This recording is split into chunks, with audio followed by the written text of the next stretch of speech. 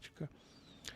Quando eu chego no primeiro centro que eu fui, que era na rua Pacheco Leão, no Jardim Botânico, eu me lembro que tinha um quadro, um famoso quadro de Cristo com aqueles raios cósmicos saindo, né, da mão assim. Minha mãe não sabia o que era aquilo. Eu sento nos banquinhos da assistência. Era seu Paulo dirigente. Meu filho, vem cá, por favor. Depois de conversar com minha mãe. Você está vendo aquele ali? Aquele é Papai do Céu. E aquilo um mundo assim.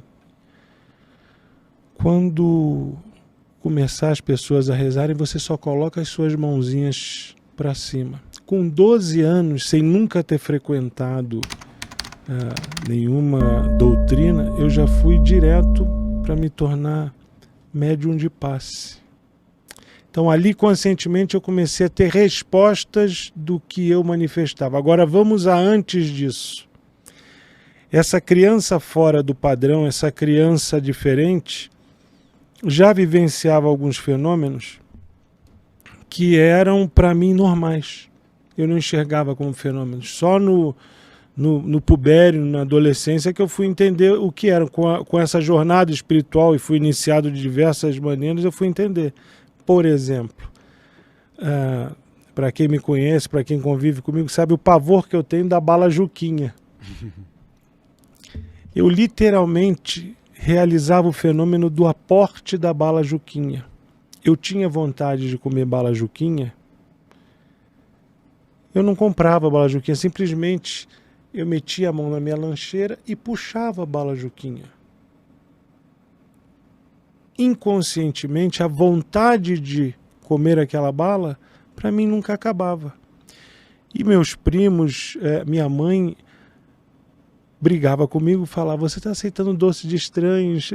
Não existia maldade no fato de eu ter sempre bala Juquinha, mas chegava a um ponto que debaixo do meu travesseiro era uma montanha debaixo da Juquinha, debaixo da bala Juquinha, debaixo da cama tinha muita bala Juquinha. Eu apanhei muito por causa da bala Juquinha. Nem sei se existe mais a bala Juquinha. E isso era um fenômeno de aporte. Eu realizava inconscientemente o fenômeno de aporte. Quer dizer, eu multiplicava essa bala. O ectoplasma, a ectoplasmia. Eu sou médium de doação de ectoplasmia. Ectoplasma é isso que eu vou mostrar para vocês. Isso é ectoplasma. Ele está manifestado porque eu manifestei aqui, vocês viram. De novo. Você sabe a espuma que sai dos orifícios dos médiums? É exatamente isso aqui, ó. Uhum. Não é baba, não se choquem. A Ana Sharp, que é uma das pessoas que me estuda, um beijo, Ana, que vocês têm que conhecer ela. Ela briga muito comigo. Não começa com... Guarda isso. Eu apanhava da minha mãe, que Deus a tem, mas foi a minha maior protetora e mentora, porque eu sujava os lençóis dormindo com ectoplasma. O ectoplasma saía pelos orifícios. Então minha mãe, na ignorância dela, por não saber, pensava que era coisa de moleque. O líquido da vida. O líquido da vida. Mas saía literalmente de enxergar. Esse olhar. Mas não era o líquido da... É o líquido da vida, porque... De certa forma é, sim. Assim. Então, sujava os travesseiros, os lençóis, e eu apanhei muito. Mas era uma quantidade muito grande? Era essa cola, essa espuma. Sim. Que durante, por exemplo, no Frei Luiz ou em outros centros que a gente manifesta o fenômeno da ectoplasmia, literalmente ele sai para se materializar em forma de espíritos, para se materializar em objetos, para se materializar em luzes. Então, isso para mim era normal. Para mim era alguma coisa como se fosse meleca, catarro, cuspe que saía da... Mas é o ectoplasma.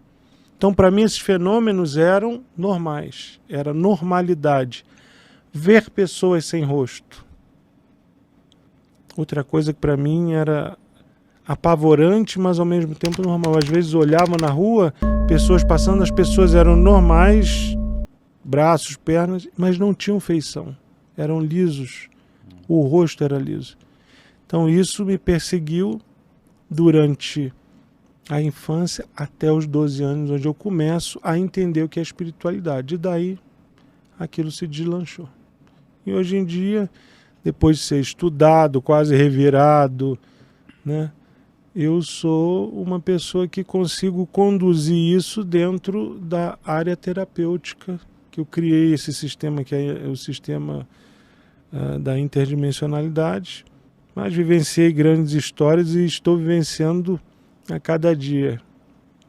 Estou vivenciando aqui com vocês uma que é fantástica. 2 jovens que começaram num sentido diferente do que é agora e se tornaram 2 grandes curadores, né? Vocês são curadores.